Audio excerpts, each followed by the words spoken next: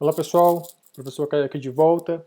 Então, essa parte 3 da aula é dedicada basicamente à apresentação de alguns estudos de caso, mas que a gente vai aprofundar no curso Reabilita, nos artigos científicos e na literatura sobre esses estudos, sobre esses exemplos de maneira mais detalhada, tá bom?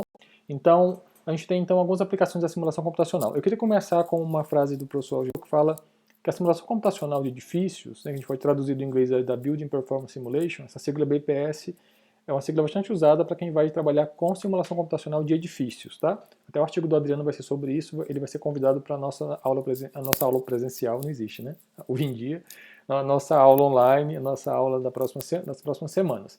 É uma importante metodologia de apoio ao processo de projeto, adaptando ao seu contexto climático. Então, usar simulação é também usar o contexto climático para avaliar, ou seja, eu consigo avaliar cenários hipotéticos. Então, a simulação computacional tem essa vantagem de utilizar-se do clima e entender melhor o desempenho do projeto naquele clima. É uma das grandes vantagens. Então, a simulação ela é também uma abordagem bioclimática. Tá? Um que eu gosto muito, vocês vão entender na literatura, vão perceber e vão conseguir encontrar na literatura, esse trabalho é um trabalho final de graduação, da Roberta Faria.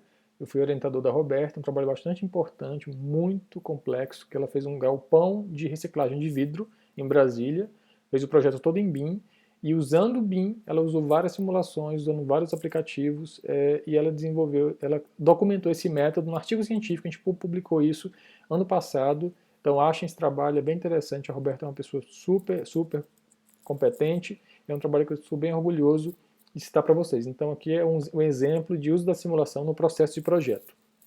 Robusto, feito com Adriano Lopes, né, foi me orientando de mestrado. Adriano tem uma longa trajetória como pesquisador e amigo. Adriano fez ensaio teórico, foi orientador dele desde aquela época de graduação. Ele foi para a Itália, fez uma graduação sanduíche, super competente. E ano passado ele voltou para a Itália, um trabalho que a gente apresentou no congresso gigantesco de simulação, que foi em Roma, o Congresso de Simulação Internacional da IBIPSA.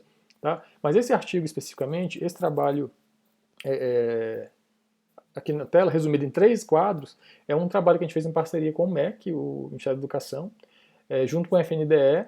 Eu trabalhei no governo lá no passado, em 2011, então tenho parcerias bastante frutíferas com o pessoal da FNDE. E a gente fez um trabalho que foi um grande desafio, que é simplificar num cenário de projeto padrão, embora bioclimaticamente falando seja um grande limitante, né, pensar no projeto padrão, mas uma realidade de governo que eu tenho que controlar o custo da obra pública, controlar esse projeto que ele vai ser repetido e repercutido em várias cidades no Brasil, eu tenho como controlar poucos parâmetros e conseguir controlar uma condição de conseguir monitorar um conforto mínimo, né, para as crianças, no caso dessa escola, uma escola fundamental padrão do FNDE. Então, usando só 3 exemplos, o Adriano fez várias simulações, é o trabalho de mestrado dele, mostrando aqui para resumir, para fazer esse desenho bonito, sistemático aqui, esse desenho esquemático aqui, resumindo uma simulação, é um processo de mestrado, então são 2 anos de pesquisa para isso acontecer. Tá? Então eu tenho aí Curitiba, uma cidade fria. Percebam só aqui na parte das janelas, né? Eu tenho nenhum sombreamento para Curitiba.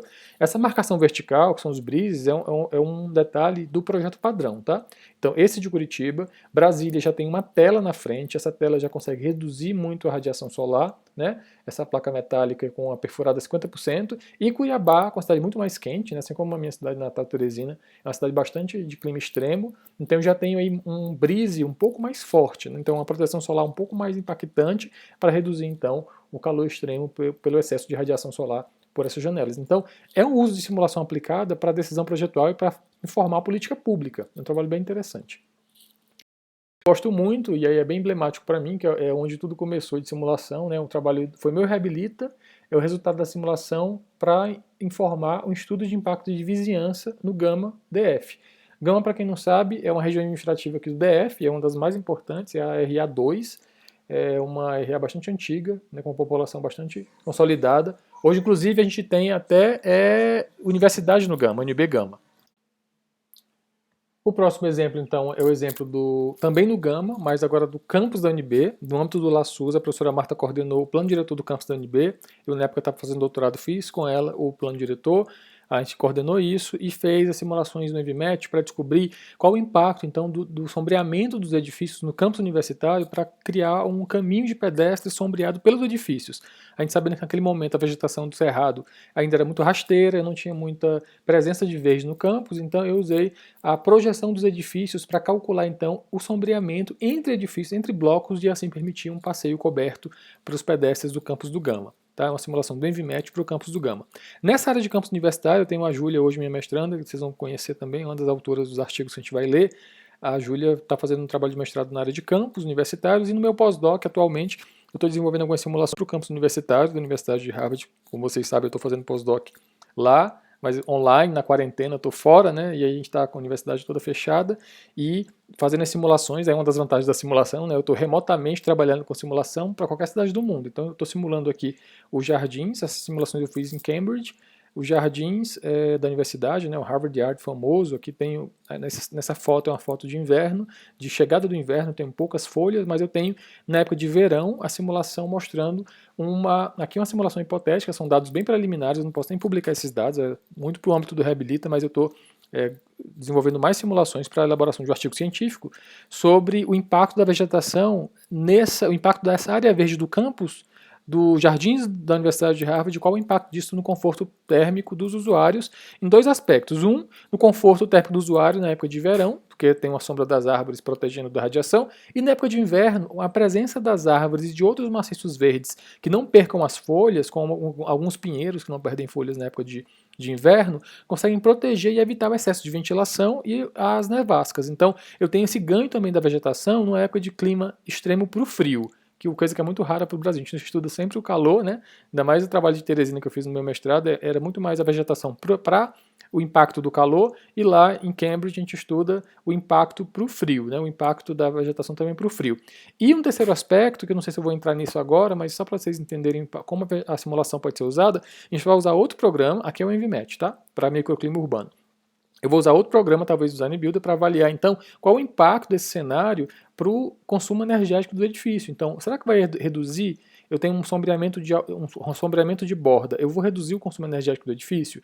Ou o consumo de a calefação no inverno, ou o aquecimento no verão, o resfriamento no verão? Então, é importante entender e hipotetizar cenários com a perda de vegetação. Qual o impacto da perda de vegetação ou do ganho de vegetação para o conforto térmico do usuário e também para o consumo energético de edifícios, tá?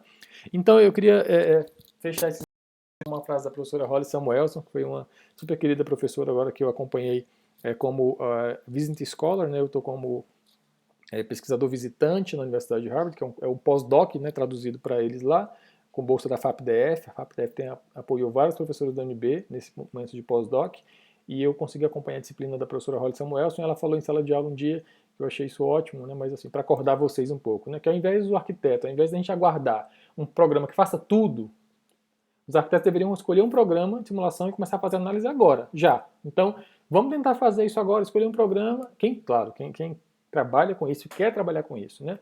Mas não dá para esperar um programa ideal que faça tudo, porque as áreas de simulação elas também são frutos de pesquisas muito especializadas. Então, cada vez mais que as pesquisas se especializam, os programas se especializam. Então, a tendência também é que cada plugin desenvolva um algoritmo muito bem feito para aquele plugin. Então, o que tem acontecido hoje muito no universo de simulação é uma migração para o ambiente Grasshopper, que eu tenho vários plugins de várias origens, vários grupos de pesquisa no ambiente ecossistêmico, aí, como eles chamam, do Grasshopper. Então, escolham um, comecem a fazer, e aí a gente se encontra aí nos eventos, nas aulas e no ambiente online, ainda mais nesse momento de quarentena. Tá? Eu queria deixar essa aula 3 indicando nossos contatos, né, nossos contatos virtuais aí, nossas redes. Eu tenho aqui na tela o SICAC no YouTube, a Roberta, que eu já citei ela, né, inclusive é uma das nossas ex-alunas. Ela, na época da graduação, conseguiu uma bolsa de tutoria da reitoria, ela fez vários vídeos tutoriais gratuitos do Design Builder, vocês vão encontrar dentro do ambiente do nosso canal do YouTube, SICAC, sigam a gente lá. Esse QR Code vai deixar vocês direto na página do SICAC. Acho que são 10 vídeos, basicamente. Eu estou mostrando só alguns aqui na tela para vocês entenderem. A gente também está no Instagram, Bioclimatics, para quem não sabe, é a gente é o canal do Instagram do SICAC. Então a gente publica cursos, congressos, divulga muitos deadlines de eventos, né, para publicação de artigos científicos, divulga, enfim, várias informações e várias dicas sobre simulação e sobre bioclimatismo. E agradecer então a atenção de vocês. O CICAC está aí, a nossa página principal do grupo de pesquisa, chancelado pelo CNPq, pela Universidade de Brasília. O meu Instagram está aí, o meu e-mail está aí, o meu Instagram está aí, a página do CICAC está aí. Então a gente se encontra online. Eu quero também fechar com as referências da aula. Essas foram as referências da aula, inclusive dos primeiros vídeos, 1 e 2, né? Vocês vão conseguir achar as referências aí. Então, um abraço, obrigado por ter acompanhado e vamos ler e vamos trabalhar, vamos simular, tá bom? Um abraço.